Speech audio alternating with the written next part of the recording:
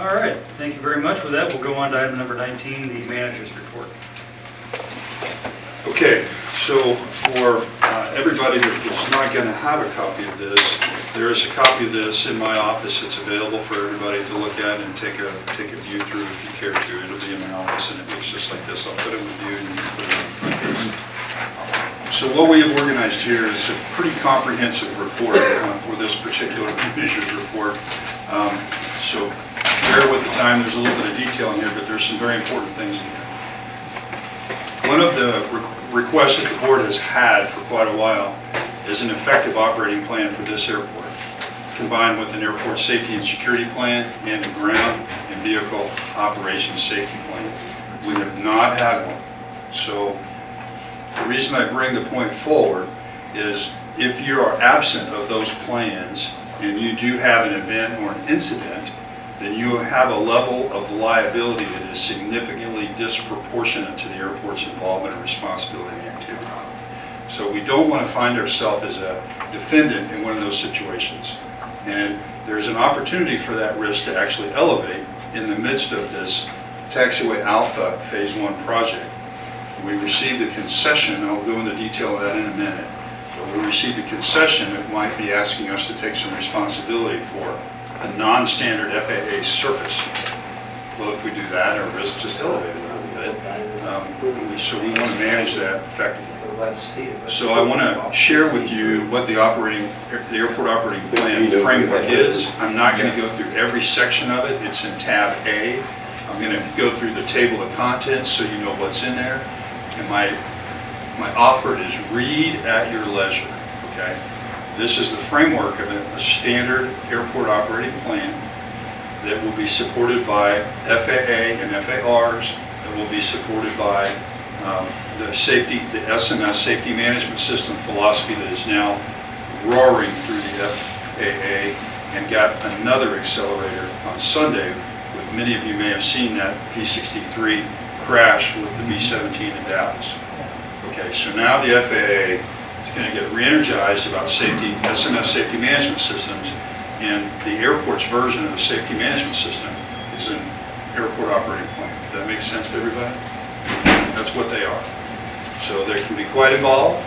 Our airport, they need to be involved enough to do what it needs to do to drive the risk down and the safety elements up and give us what's called best practices.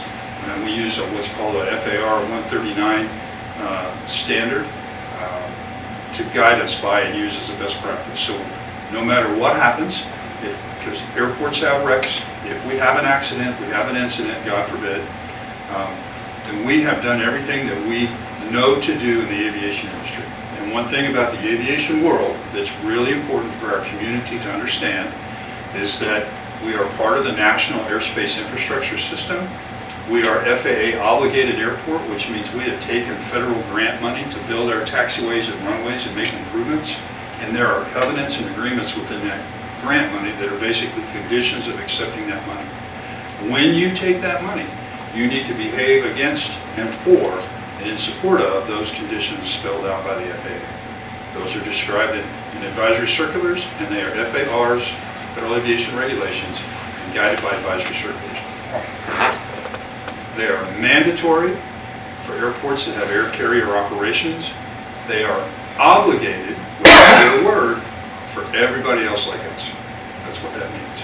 So it's not a small deal, and we've been operating without one for too long time. So under tab A, if the board members have this, the first page in tab A is the table of contents. First and second pages are the table of contents.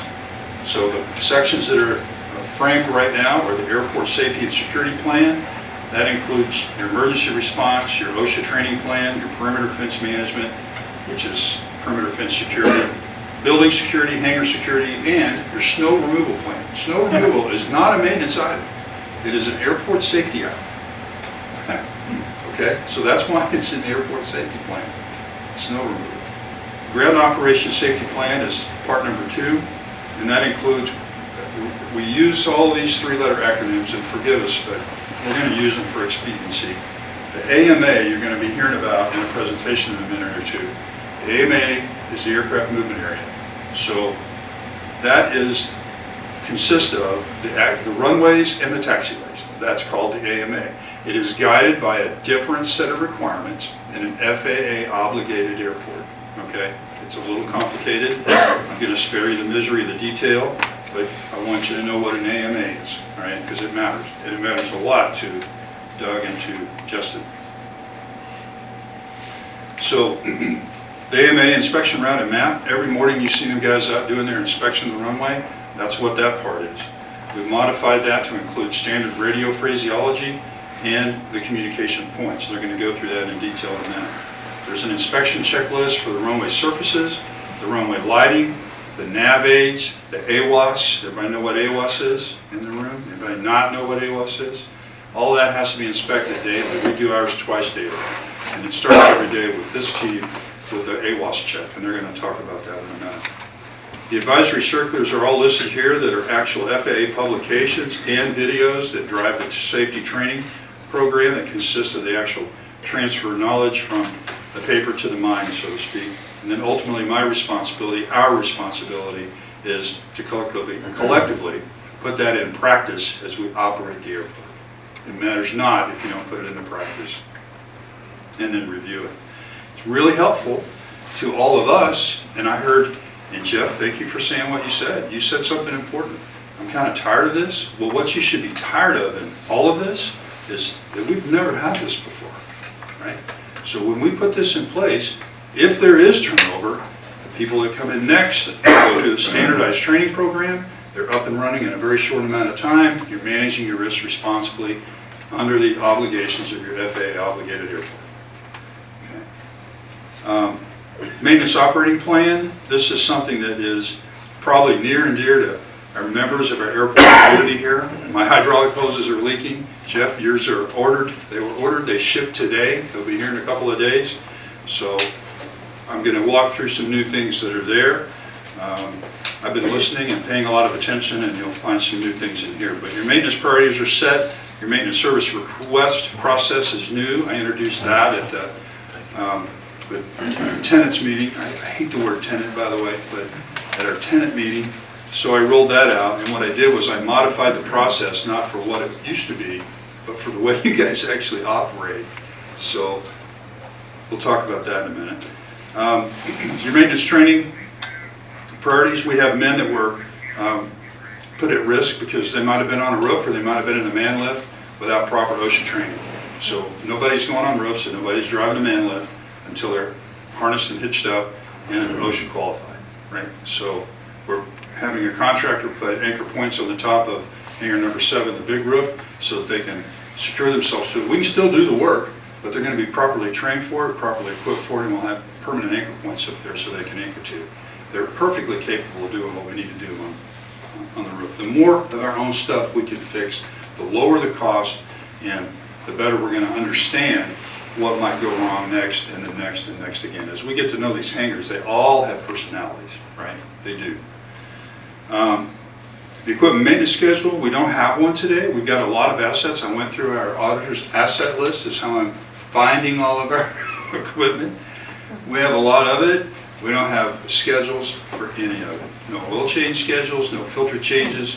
I can't tell you if the fuel filter on our diesel-powered gigantic snow truck that we just got up and running and ready for the winter season, when it was changed last. I can't tell you that. It's kind of important to do that in order to avoid catastrophic problems like engine failures and things of that nature. This equipment is pretty heavily used, and we certainly are going to get our money's worth out of it because none of it's new. All right, building inspection and maintenance schedule and a log, hangar inspection maintenance schedule and a log, lighting and signage inventory management and storage. We have 14, we found 14 of our airport signs completely inoperative, and whether they have bad bulbs in them, bad controller boards, or bad transformers, or in one case, no power at all to the runway sign. That's not going to go over well if we have an FAA inspection from airports to come out and see that, because remember, federally obligated airport, they're coming. They have the right to come here anytime they want to. That isn't going to go well for us if we don't have that stuff sorted out. And I don't know is not an acceptable answer at all. Next page in the table of contents is the airport improvement plan. We're going to organize this into two fundamental parts. That is, any federally obligated part will be under what's in this state is called the TIPS program, because FAA block grants, of which we are about to receive one, those are administered by IDOT. So there is a chief of section in IDOT that is the aeronautical chief of section. He's a good guy, seems to be pretty friendly to us, about to retire. So we're going to have a new one. Don't know what that's going to be like, but it doesn't matter. But those projects are going to be listed here, and then you can see them. They'll be readily available. We'll update them as they progress. You'll see it coming, and it's organized. If you do decide you want to make some other decisions with how you want to move people around, you won't lose the momentum, because right now I'm looking for the files on all of this stuff. I've managed to find it thanks to the good folks at IDOT. We had missed 2 deadlines. We received 2 letters, one in December of 21 and one in June of this year. Missed those deadlines.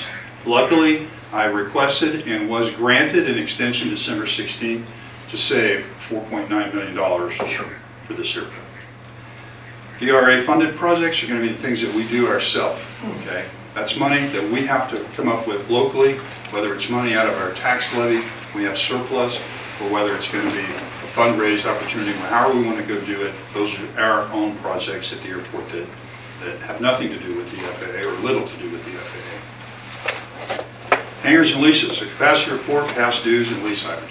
Okay, so one of the things that I'm going to ask our airport community to do and think about is as convenient for you as it is for us, and that is to auto pay. Please set your leases up for auto payment on your hangar rent. You know, chasing hangar rent's no fun for us, and it's certainly not how we want to spend our time, and we certainly don't want to bug you. We'd rather spend our time doing other things for you than looking for the money. So I'm really encouraging everybody to take advantage of that and put yourself on auto pay. Just set it up so the continuity is there.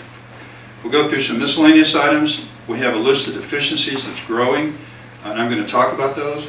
I think it's our responsibility at the board level to report these deficiencies and be fully aware of these deficiencies and be fully aware of the implications those deficiencies can bring to not only our community but also to our funding source as a federally obligated airport, and risk to our people and staff and aircraft assets here. We have some holes in the fence, so to speak. One of them is literally, but those are the things that we need to address with a plan and not have a knee-jerk reaction to, because some of them take some money to fix. Community engagement, this is a very rich opportunity for the airport to have more community engagement. There's been a lot of debate and discussion about that. But I think it's important for everybody in our community to understand, as part of the National Airspace System, which we are, federally obligated airport, because that's where we get our money, okay? Big money for the big things like big runways and big asphalt, a lot of asphalt. The community needs to understand that that has to get cared for as kind of an A priority. That doesn't mean, and it's not mutually exclusive to community engagement. You can do all this wonderful community engagement that we have, and we just had a great one we're going to report out on. Those things are important, and they are absolutely necessary and required for the benefit of the airport and the benefit of the community. Staff roles and job descriptions, and then a carbon reduction plan. Did you guys ever think we needed a carbon reduction plan? Do you believe in carbon reduction plans? Doesn't matter, I'm not asking a political question. In the federally obligated grant money, there is language about carbon reduction. Okay? We have not addressed it. We're now addressing a carbon reduction plan. You want to know what our carbon reduction plan is?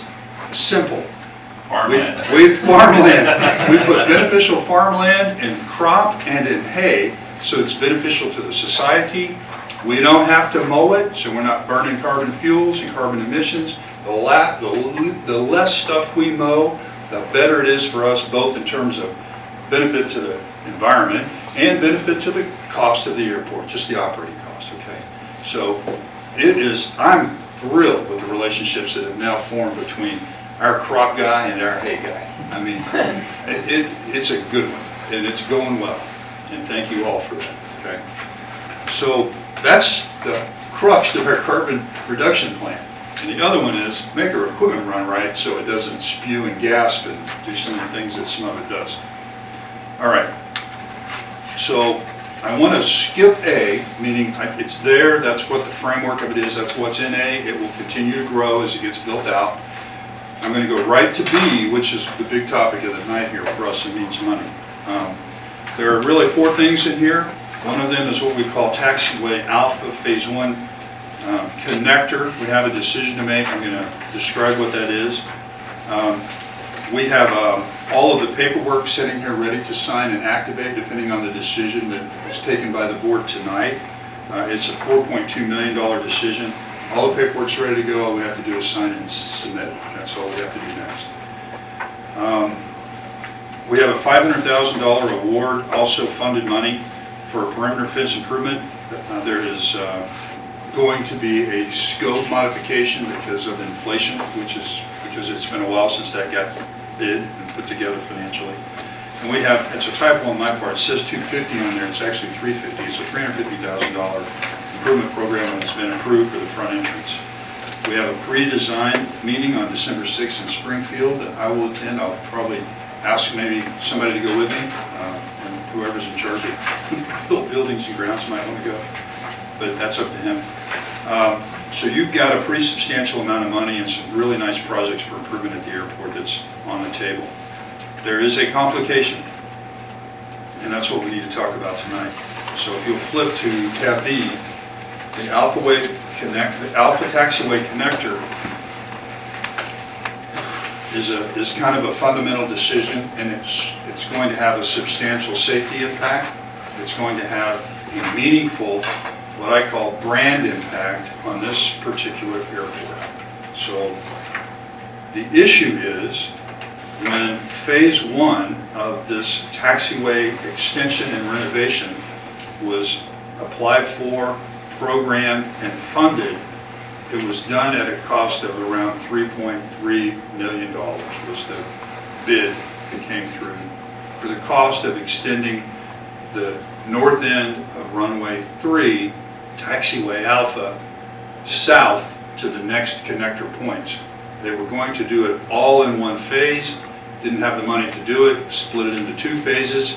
After they split into 2 phases, inflation took up far more than, so 4.2 million is their cost today.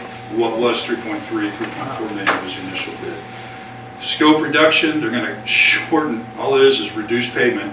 They're going to shorten it, so to speak, in the scope to the first taxiway Alpha 1 connector, from the taxiway to the runway. That's what it is. Rod, would you like me to point where we're talking about so people Please follow? do. Thank you very much. That's an old picture. Yeah, this is an old picture because now we have a taxiway that goes out here and actually is the standard distance away.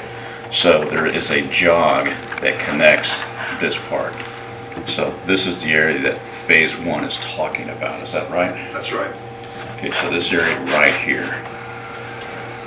So how many in the room are pilots and fly airplanes out of here? Just show of hands real quick, just so I can know who's doing that every day. Okay. So the runway extension on 3 has a funky little jog in it because the new FAA standard is you have to move that edge that Craig is pointing to right there has to be 250 feet away from the center line of runway 3. That's the runway safety area. That's the new standard, which is further away than the old taxiway was. Okay. So the way that they did it when they put the extension on the runway was they put a little S-curve in there to connect the new part, which meets the new FAA spec, with the old taxiway, so you can literally taxi all the way down Alpha. That's the crux of this. When you extend that down, then it's going to be, you guys may remember the bridge to nowhere in Alaska. They got funded somehow with some pork barrel money. We are going to have the taxiway to nowhere in this particular letting and in this particular scope, and it ends right where Craig's finger is. What that means to us is you will have to come off at Alpha 1, right there, the connector, not that one, that's Alpha 2. Okay. Go north, Alpha 1 is right there. You will have to come off Alpha 1. If you land on runway 3, you will come off on Alpha 1. Let's suppose you roll to the end, Craig. Roll to the end. Now take a left to go down the taxiway. Okay. So now you're going south on Alpha, now you stop right there. You will not be able to taxi all the way down on Alpha and back to the apron. Can't do that anymore. You will now have to turn on the connector and enter the runway environment, back taxi to the next connector, which is Alpha 2, and then get off at Alpha 2. Okay.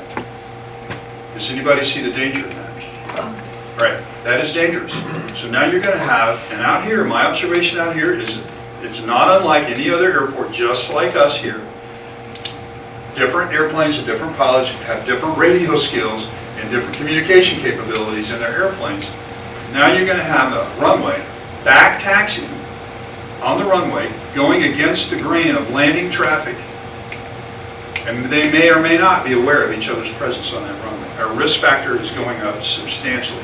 Our air cargo guy, he's Part 135, is he right? Is not going to like this at all, okay? They're landing in all kind of conditions and all kind of weather, and they're landing with 2 pilots in that airplane. I'm pretty sure they have 2 pilots in there. 2 pilots in that airplane, and they're real busy about the time they come out of the clouds at minimums, and the runway's in front of them. They don't have a lot of time to look around for another airplane. Our risk is quite high with airplane moving around on an active runway and other airplanes approaching, landing, or using that runway at the same time. That's an elevated risk, and that's the risk factor. The brand factor is we have a wonderful airport here. This is a very operable airport. It's a very desirable airport, and your grass runway is a huge asset to this airport. It's huge, okay? When you chop that up and make anyone that uses that big runway back taxi in the middle of that, everybody is going to think that's going to be a miserable thing to do that operates on this airport. That's not helping your brand, okay? It's a wonderful airport. And you always want to do everything we can to help the brand of the airport, especially as you promote it, whether it's economic development or any other reason. So it's kind of a crummy solution. This issue that we're going to talk about and the board is going to decide tonight is taking and putting a new S-turn, a connector from the runway to nowhere back to the existing taxiway Alpha at Alpha 1 so you can continuously taxi the full length of Alpha 1 as we do today. Yeah. Does that make sense to everybody? Everybody kind of got a grip on what that overview is? Okay. We had a very important meeting yesterday. We didn't get, we're 1 for 3 in what we asked for. But we got an important one. The one was valuable to us, so I'm going to tell you what they were. We met with the IDOT yesterday and our PE, our firm that does the engineering work for the airport. We were told before that we have to make the connector meet the new earthwork standards per what's going to be built in Alpha 1's Phase 1 project. Because they're designed to last forever, right? Runways and taxiways, they get built so infrequently, they got to last forever. It's a high spec. So here's some of the detail. It's 600 feet of linear power cabling. It's 2,300 square yards of asphalt.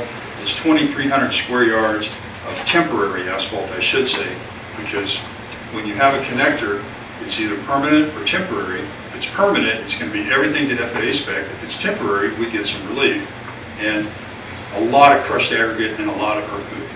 Okay, so it's an expensive project. The price is $350,000. That would come out of our pocket because it's outside the scope of the current project on Taxiway Alpha. There is no additional funds available. That's going to be on us. All right. I asked him to modify the scope to include in this round of the project. They wouldn't do that. I asked him to find me some more money to maintain this particular part of the scope. They said no to that. So then I asked him, you need to change the spec because it's going to be a temporary surface, and they agreed to do that. That saves us about $100,000, right? So somewhere in the $250,000 to $200,000 range is what our engineer believes we could get this done for. So that $350,000 is now down to that number. So that's thanks to the specification being, the relief on the spec being given to us. So in the following pages are the gory details of the spec. If you want to read them, they'll probably put you to sleep, but you can get a sense of what that looks like in terms of how deep in the ground you're going to have to go and how much rock you're going to have to put in there for that FAA requirement. Okay, so we are set to go with the scope as it is. The decision is entirely up to the board on if you have the ability and if you want to go forward with the connector. your number is somewhere between 2 and 250 grand is what it's most likely to be now. One thing I'd like to mention is that they have, the numbers are correct, about $20 million a year for 26 airports here in Illinois. Is that about right? They have $20 million a year for 120 airports in Illinois. Okay. So my point, and I think all the board members were talking about this, is like, we're going to get our 4.2 million this year. Do you think they're going to give us another hunk of cash for the next year, or push it off to 120, one of these other 125 airports?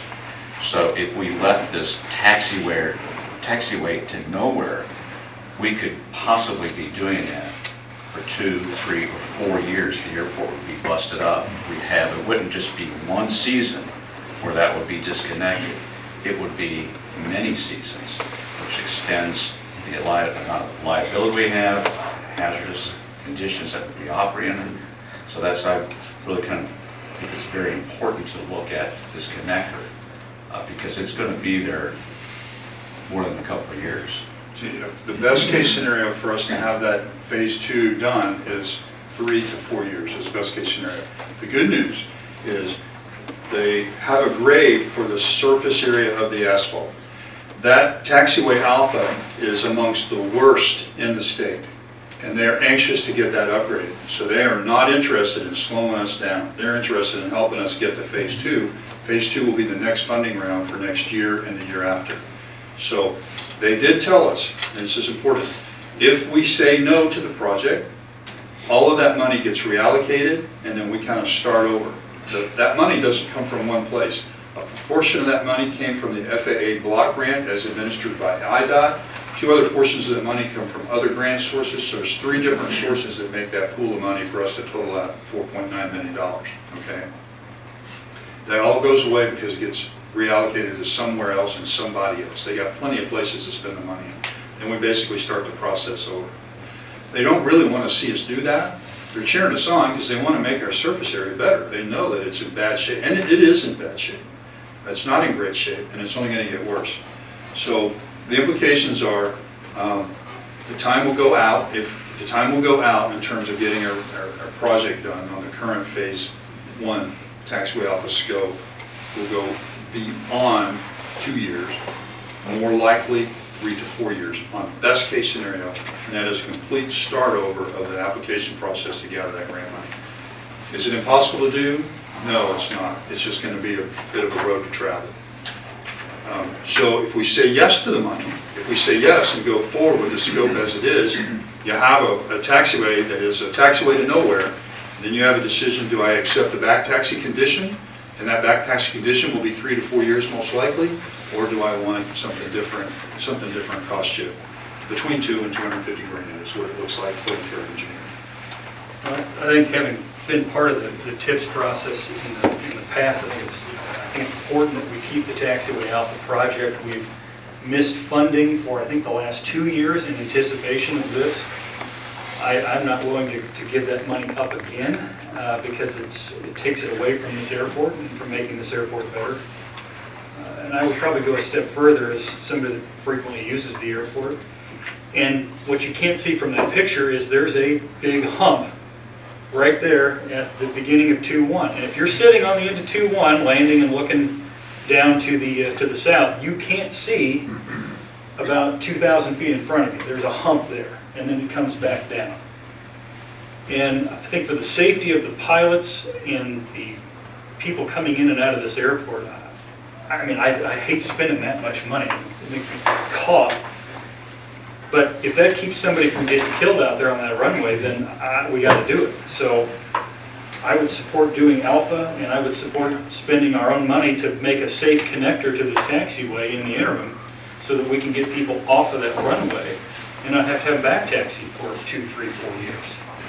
Commissioner Davidson and I, Rod, we sat in on a meeting about, 3 weeks ago, and they were real good about it. The state is very cooperative, but we just could not let this thing exist with no taxiway all the way back down. You have to go back out on an active runway. And if you had 2 people on vinyl, you just can't stop an airplane and wait. He's out there. even if he's 14 miles out, it's about a 5-minute trip at the average speed of the bigger planes, and you're here. You know, before ever, the guy could look up trying to back taxi. So, and secondly, is we don't really know when phase 2 could actually start. You know, there's only so much. So now we're gonna hook up existing run taxiway to what we have. We saved 1/3 of the money, which is amazing. I didn't think they'd go for that. Oh, I didn't either, I was Yeah, surprised. because I can hear all the, you know, it's not like we're gonna bring in giant jets or anything, that it's safe. But I'm so pleased to hear that they're gonna call it a temp. So, I don't think we have any choice. I would like to make the motion that we go ahead with the plans as he's presenting right now, and that we're have to spend the money, whatever it is. It costs us 20-25% of all we've got. But if we refuse this plan, there's no deal that they'll sit down with us in 2 years and look at anything.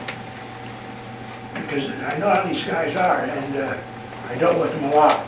Gagnon was here when I was here before. So I think you're on the right track. I'm amazed you got the deal, and I would make a motion that we go ahead with the plan as you're presenting.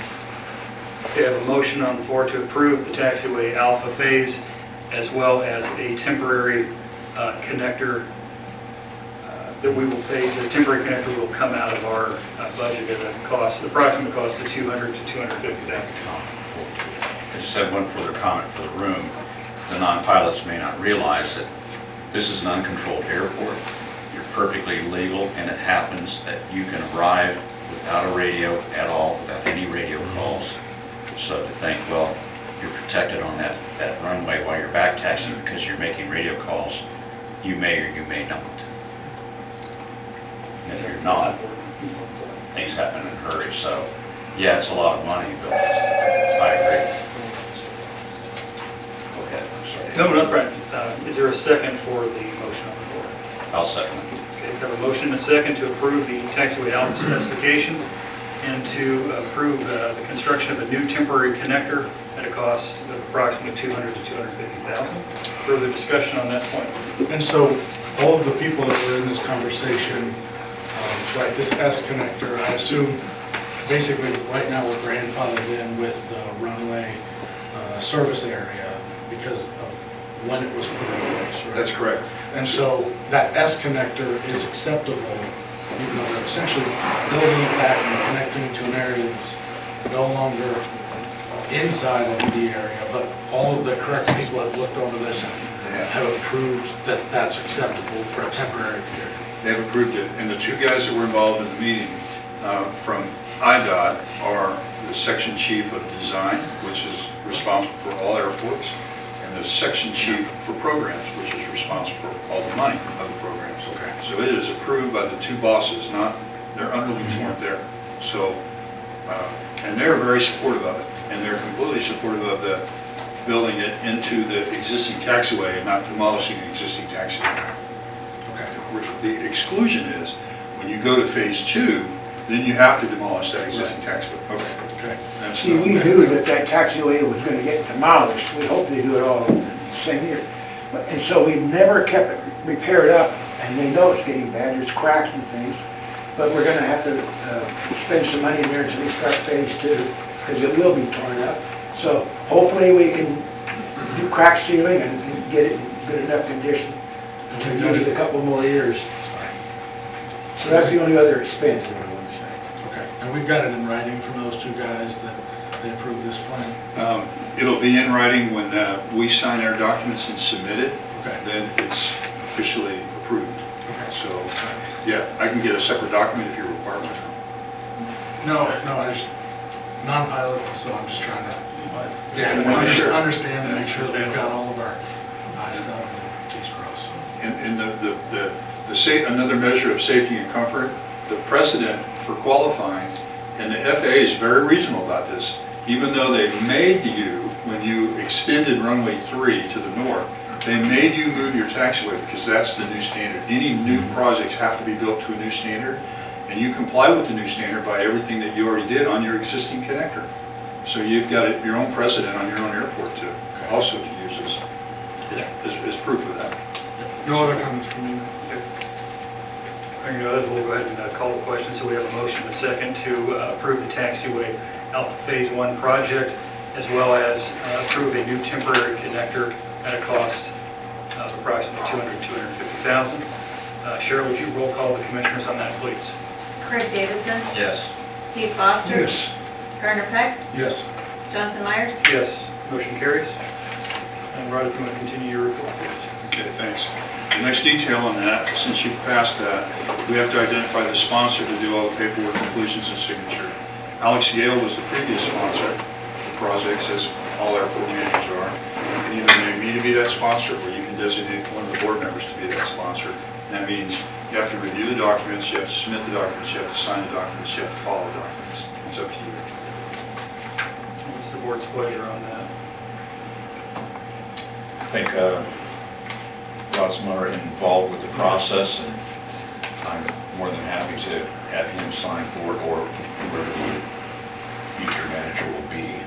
Yeah, the sponsorship changes, so when I go away and the future manager arrives, the future manager will become the sponsors from those projects moving forward. Okay. That's how it will work. So you need a motion to approve you then as that sponsor? I just want to make sure we have agreement to do that. I don't want There's someone's got to sign it, and he's going to be here, and we got to get started on it. Well, I'll take it as a motion then. So it's approved. I move to approve Rod as the, I'm sorry, what was the proper term? the sponsor. Sponsor. Okay. I'll second it. A motion and a second to approve Rod Hightower as the sponsor for the taxiway Alpha project. Any further discussion? All those in favor, please signify by saying aye. Aye. Any opposed? Motion carries. Okay. Next two items, number 3 and number 4. $500,000 for the perimeter fence. That's going to involve a new gate at the executive hangars, thank goodness, because that gate's seen better days. It's lived past its lifespan, and we kind of keep it operating. So it's included in that spec, but we'll have to modify the scope of that project, and that pre-design meeting starts on December 6th for both the perimeter fence and the front entrance improvements. And what I will have to do with each of the board members, I'll have to brief each of you on what the current spec is before we go into pre-design meeting, because we have to agree on what we're going to accept as scope reduction on both those projects if scope reduction is required. So that's not my decision to make, that's all the y'all's decision to make. But I'll share with you the options that we would have and where the best use of the funds might be. But that pre-design meeting on the 6th sets the parameters for the new scope, which is where the money will be applied to. And once they get their scope set, they don't want to change scopes. They won't change scopes. They've been very, very clear about that. Okay, next is the safety and security plan. So I don't really want to go through the detail of it in this section C. You can read more in the section C. But fundamentally, there's two real important things here that are important to the safety of the operations of the aircraft movement area at AMA. One of them is snow removal plan. Our current snow removal plan is not a bad plan. It's just 1989 was last updated. So we need to update that plan and make it current. And the plan is pretty straightforward. The plan requires you to identify the priority areas of your AMA, your aircraft movement area, how you apply it. That's how people will know where to look for you while you're out there. So that involves setting the priorities for how you actually remove the snow from the AMA, and then the next part of that is going to be where you will put the snow so that it doesn't melt, freeze, and put ice on your ramp. Right, George? Right. So you have to have a plan to where you locate the snow. Now you think that's an easy topic? I've already discovered there's some issues around here that we're going to have a little fun figuring out how to put our snow in the right place up on the north end of the apron. So we'll have that solved. And if I don't get it perfectly right the first snow, forgive me, okay? I can see the ice when it forms if I get it wrong, but we have to move snow from further than where it has typically been placed. The next item on this one is just to give you an update on where we are with our plows. So we put the plows in all the vehicles right now. We've got the big plow truck running. It's fueled, it's full of sand, it's ready to go, and if we get a break in the weather and we don't have snow to deal with, we're going to change the oil and service the vehicle, because I don't know when it was last serviced. but we'll just get it ready for the season and be good to go. So we're basically ready to move snow right now. We're pretty comfortable where we're at. The new truck's not ready yet, but that's okay. We'll talk about that later. There is a significant deficiency. We have very good neighbors north of us in the Armory. They're terrific, really are. They are clearly as concerned about their broken gate as we are. Their broken front gate was broken and damaged in a car accident more than 6 months ago. I don't know exactly when, but it's completely inoperative. It's left completely open. You have free and unfettered access to our entire airport area through their gate. And we had a farmer recently come through there who was our old hay farmer for a long time, I understand, decided he wanted to hay what he felt was his hay. He convinced the new manager there, Leanne Stevens, terrific woman, that he was the guy that always does her hay and she should give him permission to do the hay again. She said, okay, sounds good to me. And that's why you saw the hay taken on 3.5 acres. Oh, is that right? Right around the Armory. If you wondered what was going on. We thought it was aliens.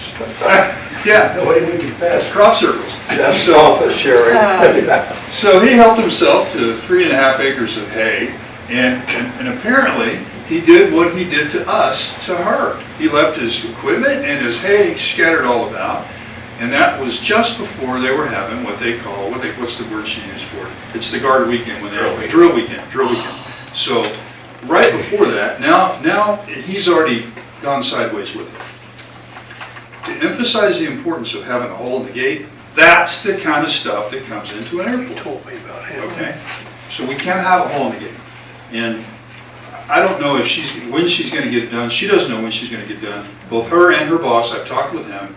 They have an application in for it now. They've submitted a work order in the military terms to get that done for them. And they've got up to $10,000 to spend on that. And it is not a motorized gate. It is a manned swing gate with a chain padlock in the middle of it. I don't propose that we get a motorized gate there. I'm not suggesting that. But if it's just a man gate, my maintenance guys are going to fix it if they can't get it fixed soon. We have got to block that hole. We cannot have people have unfettered access to airport. And your cargo operator would be blowing a gasket right now if they were in this room here and be saying this. Okay? That is a significant deficiency. All right, enough about item number C. Now, item number D, this is the ground ops and safety plan. If you look on tab D, those are the main parts that are in there. There are 8 now, there's 2 about to be added to that. But the things that we're going to talk about and get a wonderful presentation on tonight from Doug and Justin is the AMA inspection route, the aircraft moving area inspection route, plan with the map and their hold points, and the radio call standard communication holds. Okay. And I'm going to preface their presentation by saying this. So, and Justin, please allow me to share a little bit of our history together. It's all good. It's all good. But my intention was to understand kind of where they were with their aeronautical knowledge and the implications of aeronautical knowledge as it meshes and interacts with the ground operations on our airport. So I just quietly observed. I rode along in the mornings, and we watched the sun come up quite a few times together, and I observed. So here's what I observed. I observed a very conscientious, perfectly capable young man who had no idea what he was supposed to be doing. Okay? Now that's not a criticism. That is a training deficiency is all that was. But what we have in him is, I said, okay, after a couple of days, I said, here's the phraseology that we want to be using. Here's why we want to stop at this hold line, and we want to look and listen. And the spec on our new truck, I'm so grateful when I read the spec on the new truck. We have electrically adjustable mirrors so you can safely see what's behind you, okay? And we have electric windows so you can roll the other window down so you can listen to what might be coming your way, right? It sounds small, not when you're trying to cross a runway that an airplane's landing on.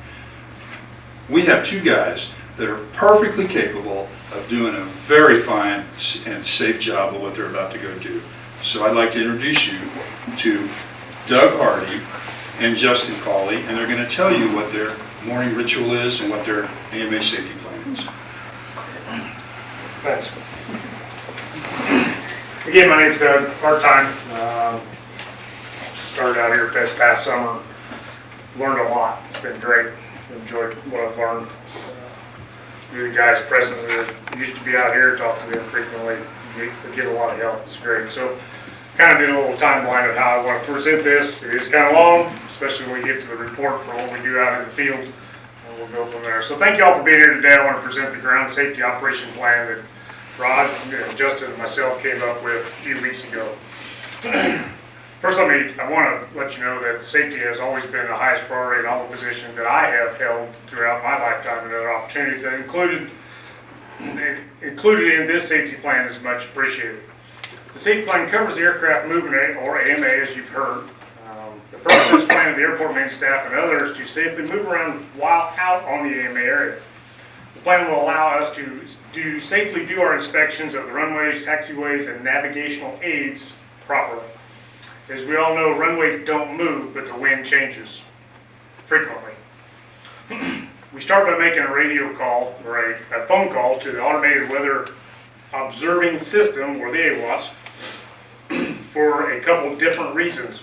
One being to make sure it's working. We have had some issues here recently with it. It has now been repaired. It's been working pretty well in the last few weeks. Got the number.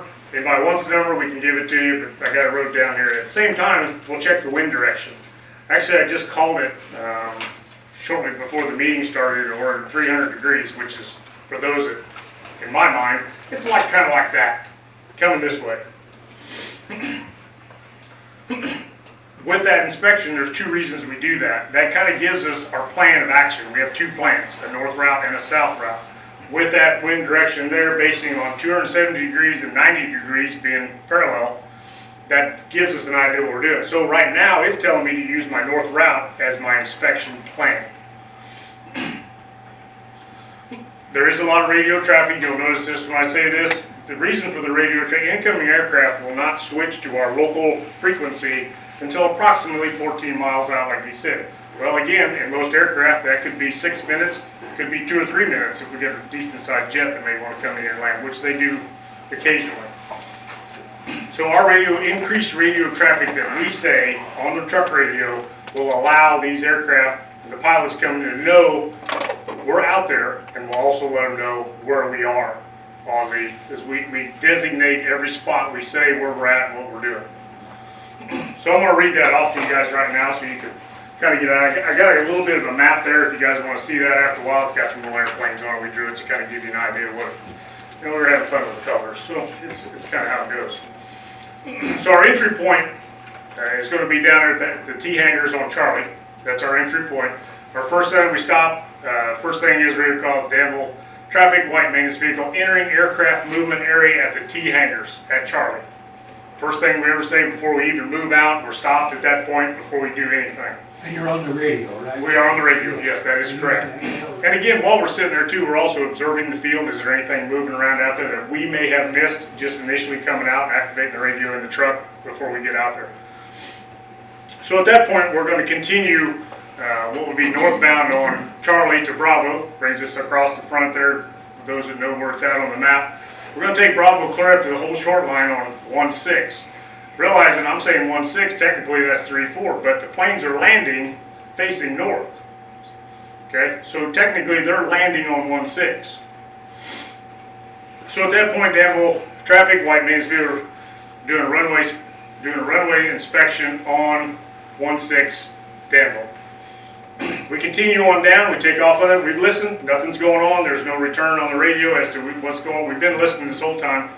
We continue on down to, there's a cross where we cross it on 3 and where we'll cross on 1-6. So we stop there. It's kind of obvious on that one, you can kind of get a rough idea. At the intersection right there, there's been some patchwork done within a few years of how the asphalt looks. So the point is, stopping at the start of the difference in the asphalt is our stop line. Nothing says we can't stop on the runway, so we do. We again announce, Danville traffic, white maintenance vehicle crossing runway 3 on what would be, hang on, I'm losing my point here, my apologies. Runway 1-6 inspection. We can then, anything, nothing, continue on all the way down to the end of whereas 1-6, which technically you see 3-4 there, but no, the way they're landing. So we continue on down. Once we clear off of that, then we'll walk rolling along, then we'll traffic, White Mansfield clear, runway 16 inspection, and continue on up then on Delta to the whole short line of what is runway 3 right in front of you. So at that point, another radio traffic continues at that point, then we'll traffic, White Mansfield did a runway inspection on. Now we actually, my fault, apologize. We keep on going. We actually got to do a run. We got to cross for the 3 there. Danville traffic, White Mansfield, crossing runway 3. Danville. Continue across. Get back. We're on Charlie, going up through. We continue taking Charlie 2 out on around onto the ramp area to Alpha, where he's at right there. We start up. We turn right there. We head towards. We stop at the whole short line. At that point right there, Danville traffic, White Mansfield, crossing 16 on Alpha. Nothing happening. We move on.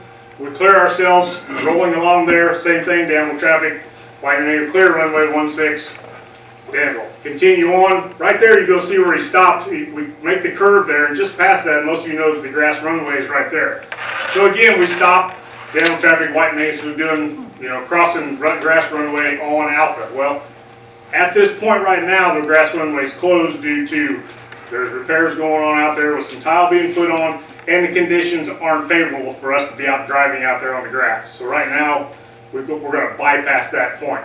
So we stated we're going to cross that. We continue on north. We cross that down traffic, White Mansfield clear, grass runway. Continue on up.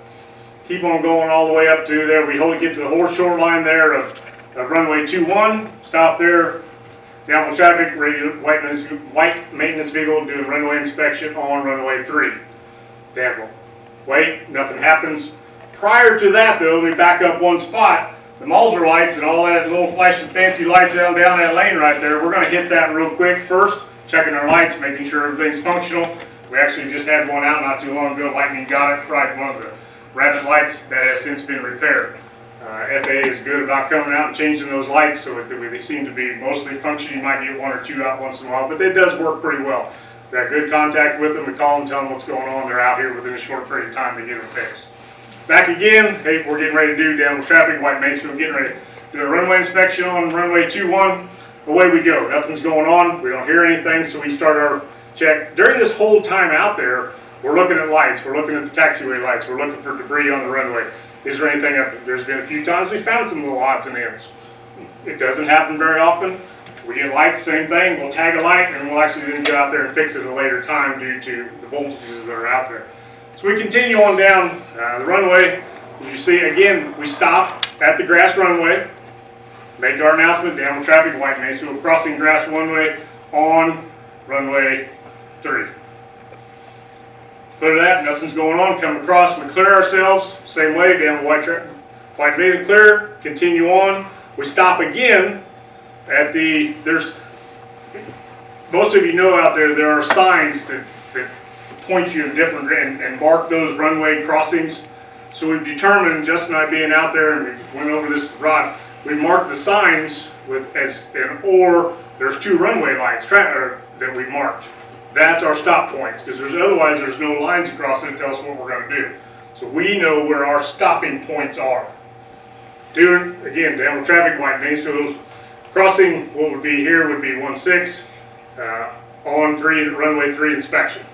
Away we go, continue on, clear ourselves, down White Mansfield, clear, runway inspection, or clear intersection, continue on, Danville.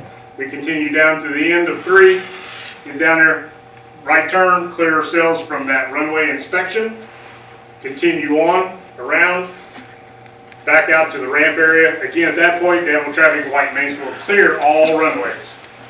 I know that's long. It said, what do we have? When I first hear the information I was given and the way I was taught, you may talk on that thing 5, 6 times. I got no beef with nobody, nothing, but that's not properly how to do it. So I've appreciated the information that I've learned. Justin has too, because we weren't taught properly. I believe it's much safer out there now. I know you made the comment earlier about radio traffic and some planes don't. We have had that issue. So this being part of it, matter of fact, we just had one the other day. Nothing whatsoever. And I thought, hey, check him out. And we were actually headed out there to look at something.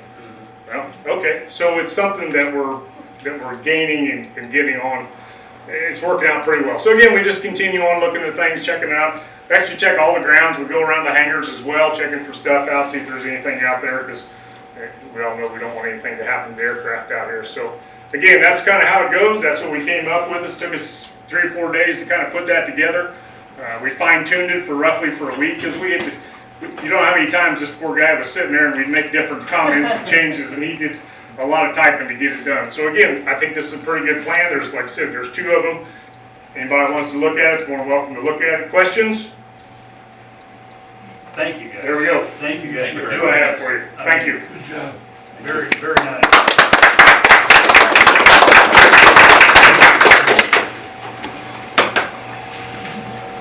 So, in terms of vested in safety, probably 2 guys at our airport community the most concerned about it, because they're spending the most time out there on those runways. So thank you guys for being out there every morning and every afternoon doing that.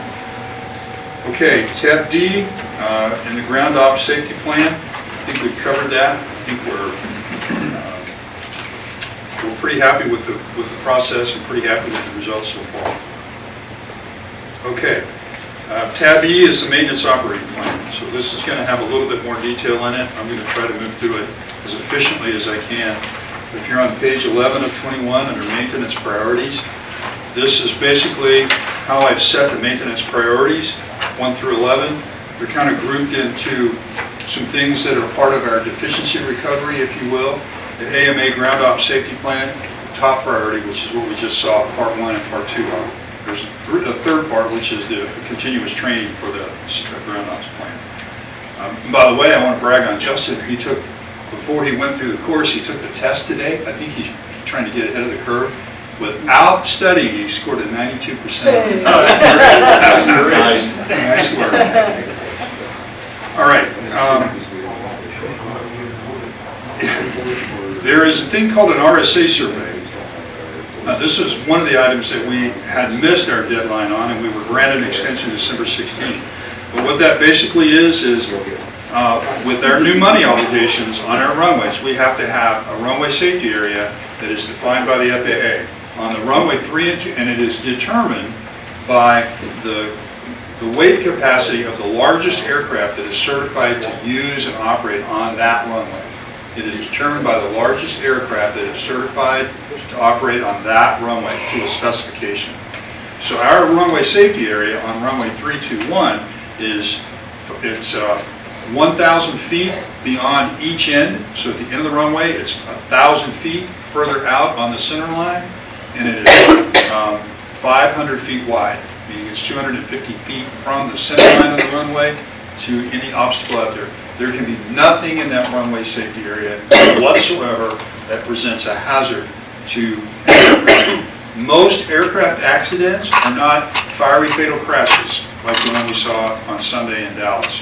They are runway landing accidents and runway excursions. That's where most of the typical accidents happen on an airport. And when they do run off the runway, they're going off the runway sometimes at 120 miles an hour, right? So the airplane's going to roll a while and travel a while. So you want that free of obstacles to avoid injury to the people in the airplane, obviously. So I have finished the survey work on runway 321. There isn't anything out there at all that's in that traffic area, or that runway safety area, other than we got a few rows of corn and we had a little bit of hay that we've already marked off for Brad, and both guys, it's wonderful because Brad said, great, I'll mow it. What day did you mow it? Friday? When did you mow it? Friday? Thursday? Bailed it Friday. You bailed it Friday. So had it mowed, it's out of the way now. So if the FAA inspector did show up, yeah, we're clean, we're clear. But the point I make is just working together, communicating, understanding where it's all at has been good and important.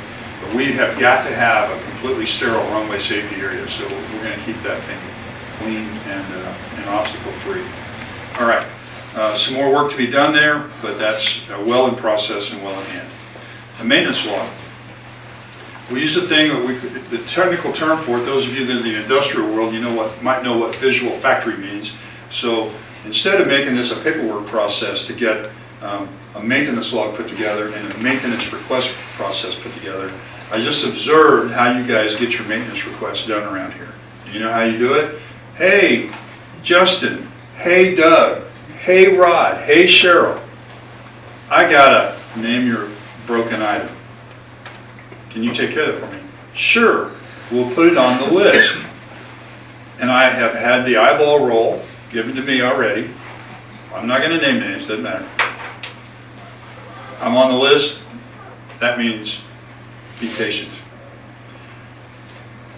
On the list means it's actually boarded on a whiteboard that is being mounted. It's supposed to arrive Thursday in the conference room down there in the operations admin building.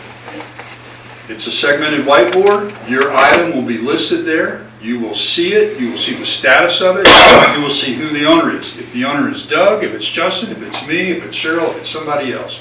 You will see the name of the owner, and you will see the date that it was put on the board, and you will see the date that it's completed and closed off, and you will see how many days it took to complete that particular item on that whiteboard. What comes off of that whiteboard is on a spreadsheet that we maintain forever, which is all of our maintenance history, so that I can do a monthly or an annual report to the board.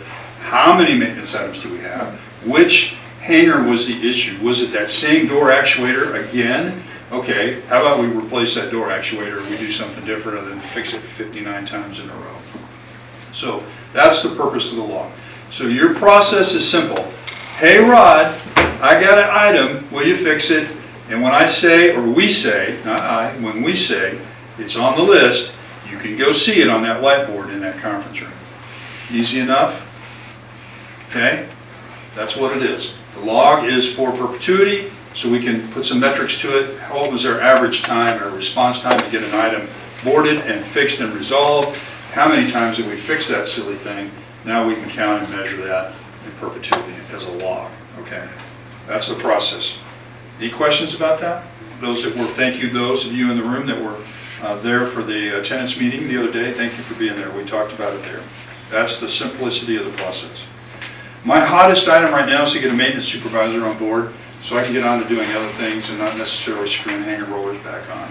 So that's important to me, and we'll be a little bit more effective at getting caught up with the things that we need to do. We have deficiencies that we need to resolve. There will be a building inspection plan, a schedule with a checklist. It will also reside in a log in perpetuity so we can continue with that process.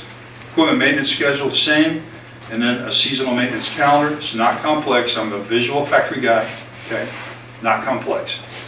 That particular piece of equipment gets its oil change, its filter change, and this done this on this date and this time of year. This is the preparation for it. We are buying batteries like crazy because we have not maintained our batteries, okay? You let a battery sit in the off season, you go to use it again, it is degraded substantially. Battery minders are about to be the next expenditure on the list, and you have to match the battery minder to the battery, okay? So those are some of the fundamental things that are going to get put with that equipment maintenance schedule. Airport signage, this is not a good situation. This is a deficiency. If we had an inspector show up today, I'd have a hard time explaining this away. But we have 9 of them that are in op right now. Some of them don't have power on them. We're missing controller circuit boards. We're missing transformers in those things. We'll have an inventory built back up. We'll have those things put back in service as fast as we can. Now the bad news, we're in the crummy time of year, and it is miserable being out there in the sloppy snow, rain, and mud, fixing on your hands and knees, fixing lights and sticking your arm down in the well, the hole where the junctions are. So it's a blast, I can assure you. But we got as much of our lighting done as we could during those nice days we all had. That's why we were all out there trying to get those things fixed. And then there's the dailies, I call it. Every day, what has to happen. So when Justin comes in, and he doesn't even have to say, what am I doing today? The dailies are completely defined. He starts every day out with his AMA, area inspection, looking at all the nav aids, the AWAS, the runways, the taxiways, the windsocks, the signage, and the obstacle lights, as well as the runway side lighting and the taxiway lighting. Okay. The AMA inspection log is something that he has to do when the FAA shows up. If you don't have it, you're going to get asked some questions you don't want to get asked. And then we inspect the rest of the airport, the aprons, the ramp, and then we deal with the maintenance service requests, whatever's on the board. When they're done with their inspections in the morning, they go to the board. And then after that, It's the building schedule. We don't do all the buildings at one time. There's a schedule where we can get them done on a rotating basis so we can stay fresh and have everything looked at about every month. Okay? Snow plan we talked a bit about. Mow plan we didn't talk about. We're not going to talk about. And then the perimeter fence. We need to be on our perimeter fence a little bit more often, primarily for animal holes and things of that nature that's out there. So now that the corn's down, we can go mow that perimeter fence and have better access to the inspection and keep the holes out. All right. Maintenance service requests. There's on page 12 of 21. That's some of the maintenance requests that are in the current log. I'm not going to read them all, but we are trying our very best to be as responsive as we can. We classify your item on the board. You'll see it. It's an E, an A, or a B priority. E stands for emergency, A, okay, and then a B priority. We got water pouring it's raining in Hangar 7. When it rains outside, it rains in Hangar 7. So I went there and witnessed it myself. All right, that's kind of an A priority. But his door broke the other day when the trash truck when the wind ripped the power cord off of his door. That's a little bit more of an emergency because he can't open his door. So we got to go deal with that, right? So that's why we just put the classification there so that everybody that comes along and wants to look at it will know what's going on, right? So enough of that. The maintenance training priorities, AMA comes first. The next is the rest of the ground op safety program where they're doing their classroom and their book work and taking their test. That's instructed by myself. They'll have that done here very soon. Snow ops training is available through one of the industry associations. I'm not sure how critical it is. We're going to look at it and I think we're going to probably adopt it. OSHA training for fall safety, man lifts, roof works, and PPE. So they've got to do those things and then they get up on the roof and do the things they need to do up on the roofs. Herbicide, you have to be certified by the Illinois Department of Agriculture to spray herbicides. All of us will be certified to do that. And the reason that's really important is because you're going to see in a little bit, crack management. Okay? No jokes, please. Crack management is the surface of that asphalt out there. If you all appreciate how long it takes and how infrequently you get new asphalt on an airport, you have got to take care of the asphalt that you have. Letting weeds grow through the cracks and not filling them is absolute financial irresponsibility because that is so expensive. And that's how you lose your asphalt, by letting weeds and stuff like that grow through it and not maintaining it. So there's a correct plan, a correct management plan that's being put in place to do that. And I've had some help from Commissioner Foster and hopefully we'll have some external help on that with other people. Next page is the actual copy of the maintenance service log. So you can see what I just talked about there, and I'm sorry folks in the audience, but that's an actual page out of the maintenance service log with your item on it, the dates on it that I talked about, and the priorities that are on it, okay? And it'll be on the whiteboard so you can walk in there anytime and you can see it and know what's going on with your issue. Okay? That was the old form that we used in the process. Nobody used it, so there's no really need to use it. You can forget about it. It's a good form, but it's just not how the work got done. So we just changed the process, the work got done. It's all faster and cheaper. Less expensive, I should say. Okay, and then you'll see an unbuilt section here on page 14. These are some of the things that are about to get built out, the equipment list and all that, and that's what that is. Next one is on G, so hangars and leases. We're 100% leased right now. We are 100% leased. Actually, we now know we can release one hangar. That happened today. And that had to do with the past dues down below. If there's one thing that I really have to lose my sense of humor about, if you are not current with your payment rent, I am no longer your friend. And it's not because I don't want to be your friend, it's because I don't want to hunt you down and get the money. That is not my role. And that is incredibly a waste of my time, other people's times, and inefficient to the running of the airport. So all of you that can please go on your auto pay so that that takes care of itself, which saves us a whole lot of capacity from having to manage that item. Yes, I'm sounding selfish, and I don't mean to be, but for the better good of the airport, we have other things that we would rather be doing instead of hunting money down. There were 3 past dues. We have resolved one of them and put him on auto pay. He did not know about auto pay. He was more than happy to go on auto pay. So that, what looked like an issue turned into a bit of an opportunity. The next one was a renter who has, we have an outstanding balance of $744, 4 months worth of back rent, and it looks like they have no intention to pay. They've cut and run. So that looks like it's going to be a loss for us. Talked to that lady today. She said to me exactly what she's been saying for the last 4 months. So there's no indication there's any change of heart there. Surprised she returned the phone call, Do actually. you have anything in the hangars? Yeah, it's full of junk. So my maintenance guys are now gonna go scour that out. If I find anything in there that looks like it could be usable shelving or anything like that, I'm gonna put it up on my little announcement. You guys are gonna get my emails. I'm just gonna take a picture of it and say, hey, anybody want this shelf? Then shoot first man back with an email, person back with an email, then you'll have a new set of shelves if they're usable. If it's trash, it's going in the dumpster. We're not gonna waste our time with that kind of thing. And then the next one is, we have 3 months past due for $340, Troy Mitchell, hangar number 2, non-responsive. So his stuff's all cleaned out and out of there. We've re-rented the hangar. So that one's taken care of. The crop farm lease being modified, we talked about that. Hay farm lease, we rewrote that to what you and I had talked about before, so we're gonna go through all that. I told you that the other day. So that's modified. It's just modified to be clear, is what it was, because there was a question out there, so we answered the question. Miscellaneous items, we have a big dead tree out there. It's unsightly. It's up on the north end by that pump house. It's actually a hazard to our men when they're mowing underneath this stupid thing, because it's got widowmakers on 2 big like this, and it's been dead a long time, okay? So that tree's coming down. I have a question. One of our staff members, eats his home with wood-fired boilers, has asked if he could have that wood. So my question to the board is, how do we handle that? Is that allowed? Is it disallowed? Or is there a process? We have to pay to have it hauled off, so I don't see any reason why you couldn't just take it and use it. That's my opinion. Saves us money, saves, you know. I second that.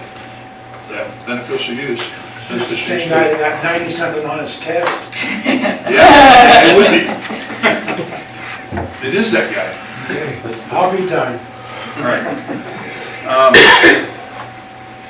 So next item, so we talked about the Musketeer. I think we've covered that up. I don't think we need to visit that anymore. The Chevy truck. So the Chevy truck, it's a wonderful truck. It really is. The snow plow equipment is going to be put on by Ron Equipment. I guess that's how it's pronounced. But I don't like at all the light bar spec for it, and I don't like the way that it was envisioned to be safety lighted. So let me just kind of lay it out there on the line. The light bar spec was a Chinese-made light bar. All right, I have nothing against the Chinese, nor do I have anything against international globalization of business. It's not the issue with the Chinese made. The issue with the Chinese made is reliability and parts availability for serviceability. When you put a light bar on a municipal vehicle like ours, it needs to last a long time. So our light bar will either be Whalen or Code 3, both USA companies, both of them with good part support, and both of them, and one of them is number 1 and the other one is number 2 in the United States marketplace. So we're going to have a quality light bar on there with takedown lights on the front, which are the bright white lights in the front. Where's our sheriff? Takedown lights on the front, alley lights on both sides. And what that's for is to illuminate the area while they're working outside the vehicle or moving around at night when they're doing any kind of inspections on their hangars and stuff like that. And they're very, very bright. They're all LED. There's no mechanical in them. They're more reliable and they last a long time. Okay? There were no spec for little white strobes. When you get into a construction zone, you see those construction trucks that have little white strobes in their corner lights on both front and on the rear. You can see those from an airplane on the ground better than you can see those rotating yellow lights that we have on there today. You will see those from a long way away from the air, and that's an added level of safety. There's going to be a speaker in there, a PA system that's in there, and that PA is for these guys to hear the radio while they're outside their truck working on the lights or whatever they're doing, okay, so they can hear traffic and they'll be able to more closely identify the threat. It's important, a point that might not have come through in the presentation very clearly, they have a north route and a south route so that an approaching and landing airplane, the threat is in their windshield and they're coming at them from behind. That's why we have a north and south route in the first place, so they can see it. You also want to be able to hear it. If they've got that turned on, they'll be able to hear it when they're working outside the truck. Okay? And the accessory switches are in the truck so that if any of our board members or anybody in this room should find themselves required to operate that truck at any given time, up is on and down is off. Okay? So we're making, that's a bit of an inside joke, but we have a mixture, and I don't know which one is which yet. I'm still new. It is a safety issue because one day I turned the radio off and completely was unaware of it for my entire route around here. So we will standardize that so that it's hard to make that mistake in the vehicle. All right, maintenance supervisor job description's been updated. It was posted November 8th. I've had 9 responses. I've had 2 face-to-face interviews and 3 telephone interviews, and I'm still continuing through those. We talked about the skid loader, no need for it. Event photography, that number was ridiculous. I hope that you guys don't do it that way. Tenant meeting we held. I like our tenant meetings because I think it's important that we communicate more effectively, I think with everybody who lives and operates as part of our airport community. So I'm working hard to do that. But I really wanted to recognize and thank the owners that put their 15 airplanes out there, excuse me, for trunk or treat. They had 15 airplanes. Great. And everybody was having a pretty good time too while they were at it. Then we have a debrief process, so we've got ideas I'm going to show you on the next page. And then we introduced the new maintenance service request at that tenant meeting. Okay, H, community engagement. So, I want to really set the record straight on this community engagement discussion. Everybody pitched in to make what I now consider a tradition of trunk or treat on your airport here in this community. Trunk or treat was a blast this year, okay? There was over 2,000 people at trunk or treat this year. The demographic was kids under 12 with their parents. That was the bulk of the people that came through on trunk or treat, and it was amazing how many entire families were all costumed up and having a ball, but including some of our own board members. Really cool, really nice. But I think the most important part was the community behaved and interacted with the aviation side of this place in an incredibly responsible, well-mannered, and well-organized fashion. It was good for everybody. You could tell the ones that were there last year, and they came early because they knew there could be a candy shortage. They had wisdom that we didn't. I didn't. They came early, and they ran the line. They all lined up like they had done it before because they had. They were here the year before. There was very little we had to do to get the line raised. The line came out and around the ramp, outside, all the way down the fence in front of a flight line, all the way down to the maintenance building, across the road, and back up the other side of the road. Average time on the line was 30 minutes. I sampled it 3 times, so it was a half-hour wait. So there were some people in line getting a little antsy, under 12, right? So we're going to talk about a couple of those things in a minute. But really a thank you to the aircraft owners. Sean Bennett and family, Mike Hartshorn and family, Lance and Skylar Mitchell and family, Georgian County Camarada, Bill Ingram, Charlie Gernand, Amanda Callahan, Dr. Shuley and family, Jonathan Myers and family, Keith Smith and family, Kevin Davis, Mike Schmidt, Butch and Denise Schroeder, and Craig and Nancy Davidson put their airplanes out and worked it and handed out candy. So thank you all to that. And thank you all especially to Justin and to Doug, who set up, wrote down, and then cleaned it all up the next day. And we found the least favorable amount of candy. We could tell right away which one it was because it was dumped in piles in the parking lot. And you all know which one I'm talking about. Thanks to Mike Hartshorn at the EMS for bringing their rescue vehicle out, lights and beautiful trucks. Kids love that. Sheriff's Department Ty Pascal, is that how you pronounce it? Pascal? And his family came out and did an amazing job displaying the drone and kept kids of all ages entertained with seeing themselves looking like a ghost in the infrared capability of the drone. He did a nice job with the kids and with the visitors he had. He did a great job. McLean for donating some of the dark chocolate candy. Midwest Aero Restorations for loaning us all those wheel chucks. I did pick them all up and put them all back that night. Woody Radio, special thanks to Dave, Chad, thank you all. And Andrew, right? Andy. Oh, Andy, okay. For being there and doing live broadcasts and interviewing people. That added to the fun, and I think the crowd loved it. So the people you guys were interacting with was great. And then Kevin Davis and Craig Davidson made 3 separate runs to get more candy. What's the total bill on our candy? Do you know what the number? Right about 1,500. 1,500. I hope you reimburse these guys. Yes, we would go up to, we went to Menards and just got the shopping cart and just cleared the shelves until we got the cart leveled, and I said, that'll do it. And we get back and we realize we'd go again, well, we know we cleared out Menards, so then we had to go to Lowe's and do the exact same thing. I mean, it was just, it was a very good event. Couldn't believe we had that many people. Oh, And that weather was perfect, right? The weather turned them out, I'm sure. And thank you to the board for funding that. That was. And the costumes, don't forget the costumes, they were wild. Oh, yeah, the costumes were great. I tell you what, I had a haunting experience with our very own chairman when I realized in his costume he had red eyes. I wasn't expecting that. So some of the debrief items, I'm going to close on the debrief of this. I think what you have now is 2 in a row successfully of trunk retreat. You now have a tradition. So how do you keep that tradition up, and then how do you grow it, or how do you make it more engaging for the community?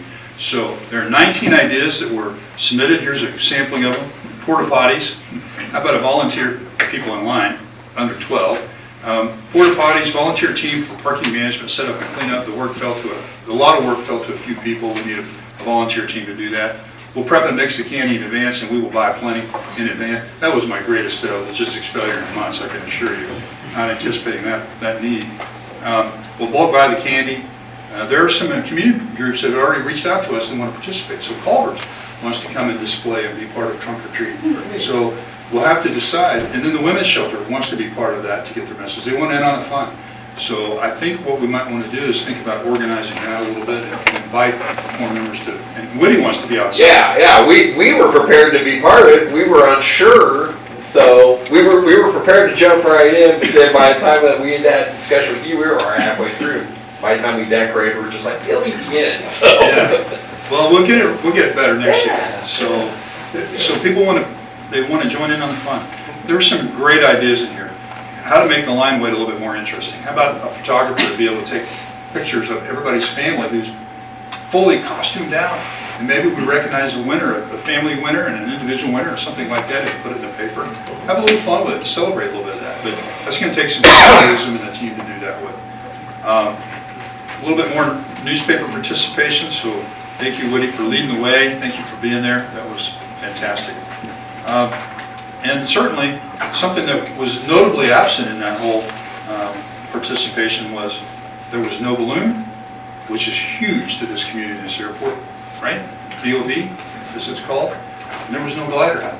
So we need to get those out there on the ramp next year. And I thought those were some good ideas that came out of that. All right. All in all, it's been a busy month. And I got to say this, that the staff has worked hard and are getting things done that need to be done. And some of them have been neglected and not done in a period of time, but we're catching up with that very, very quickly. So I'm very happy with what's happened there, very pleased with the progress that's been made. There's a lot to do to get back to what I consider to be the right standard for this airport. As airports go, this is a nice one. This is a nice airport with a wonderful airport community, and I think it deserves the best that we can possibly give it from the board's perspective and from the community's perspective. So it's good work, and I think the team is up for it. That's the conclusion. Appreciate that very much. This is great. I want to just really thank you for the terrific job, all the things you found, records and